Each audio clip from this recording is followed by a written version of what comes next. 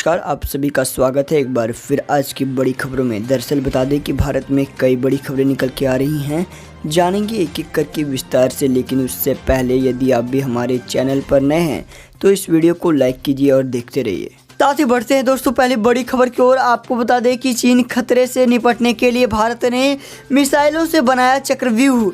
दरअसल बता दें कि चीन के किसी भी तरह का दुस्साहस का जवाब देने के लिए भारतीय सेना ने अपनी पूरी तैनाती की है। सीमा पर तनाव बढ़ाने के बाद चीन की पीपल लिबरेशन आर्मी की पश्चिमी थिएटर कमान ने लद्दाख में तनाव बढ़ने के बाद तिब्बत एवं शनिजियांग में 2000 किलोमीटर तक मार करने वाली लंबी दूरी की अपने स्टैंड अप सतह से हवा में मार करने वाली SAM मिसाइलों की तैनाती की है।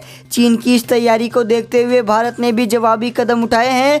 बता दें कि एक अंग्रेजी अखबार की रिपोर्ट के मुताबिक भारत 500 किलोमीटर की दूर तक मार करने वाली ब्रह्मोस क्रूज मिसाइल, 800 किलोमीटर की क्षमता वाली निर्भय क्रूज मिसाइल के साथ सतह से हवा में मार करने वाली मिसाइलों को स्टैंड ऑफ हथियार के रूप में तैयार रखा है।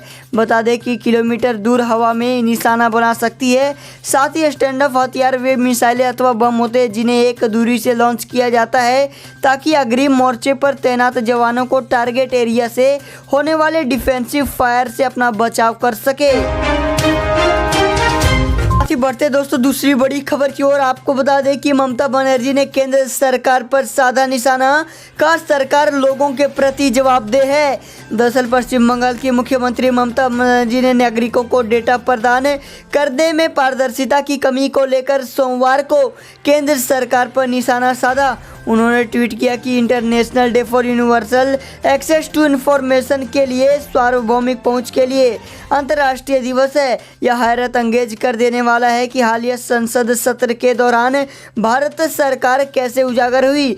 ममता ने कहा कि लॉकडाउन के तुरंत बाद अपने गांव में लौटने के दौरान मरने वाले प्रवासियों की संख्या या कोरोना वायरस के खिलाफ लड़ाई के दौरान मरने वाले डॉक्टरों की संख्या के बारे में संसद में पूछे जाने पर केंद्र सरकार का रुख था कि कोई डेटा उपलब्ध नहीं है। उन्होंने कहा कि प्रत्येक नागरिक को सूचना का अधिकार है, सरकार लोगों के प्रति जवाबदेह है। मुख्यमंत्री ने पिछले सप्ताह राज्यसभा के 8 सदस्यों के निलंबन के बाद केंद्र सरकार को आड़े हाथों लिया था और घोषणा की थी कि उनकी पार्टी तृणमूल कांग्रेस कृषि विधेयकों पर अलोकतांत्रिक कदम के विरोध में सड़कों पर उतरेंगी।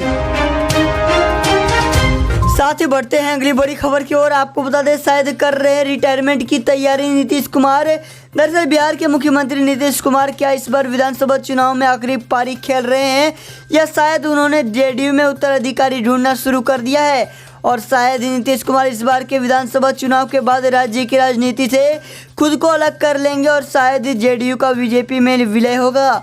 कई बड़ी खबरें और कई बड़ी सवाल उठकर निकल के आ रही है। बताएंगे कि बिहार विधानसभा चुनाव के बीच इस तरह के सवालों को लेकर राजनीतिक गलियारे में चर्चा का विषय बना हुआ है। बतौर JDU अध्यक्ष नीतीश कुमार के हालिया फैसले से इन सवालों को और भी सबब और बल मिलना शुरू हो गया है। राजनीतिक गलियारे में इन सभी सवालों को क्यों बल मिल रहा है, तो आइए इसे विस्तार से समझते हैं। बता दें कि इस वक्त नीतीश कुमार 69 साल के हैं। अगर इस बार सत्ता में आते हैं और पूरे 5 साल मुख्यमंत्री की कुर्सी पर रहते हैं तो वे अगले चुनाव तक 74 साल के हो जाएंगे। वह बिहार की सत्ता में करीब 13.5 साल मुख्यमंत्री रह चुके हैं। इस लिहाज से देखें तो एक नेता के तौर पर उन्होंने बिहार में सफल पारी खेल चुके हैं। ऐसे में अटकलें हैं कि वह इस बार के विधानसभा चुनाव में अपने नेतृत्व में NDA गठबंधन को जीत दिलाने के बाद राजनीति के किसी दूसरे राह पर अग्रसर होंगे। हालांकि यह सब अटकलें हैं।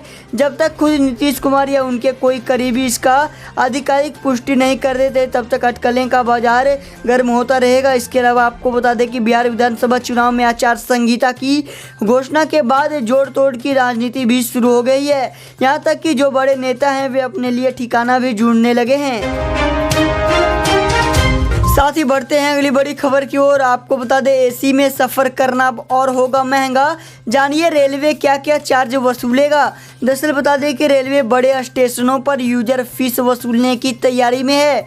यह ट्रेन टिकट का हिस्सा होगा लेकिन सभी यात्रियों के लिए यूजर फीस बराबर नहीं होगी। सूत्रों का कहना है कि AC कोच में यात्रा करने वालों को ज़्यादा यूजर फीस चुकानी होगी।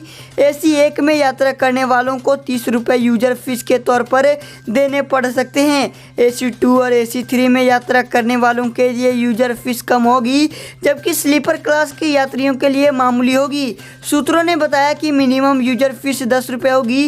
रेल मंत्रालय इस बारे में एक प्रपोजल पर काम कर रहा है, जिसे जल्द ही मंजूरी के लिए कैबिनेट में रखा जाएगा।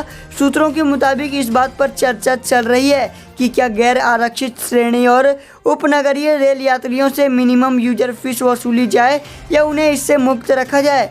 बता दें कि रेलवे बोर्ड के CEO और चेयरमैन VK यादव ने हाल ही में कहा कि यूजर फीस से आम यात्रियों को परेशानी नहीं होगी। यूजर फीस के बारे में अगले महीने अधिसूचना जारी हो सकती है।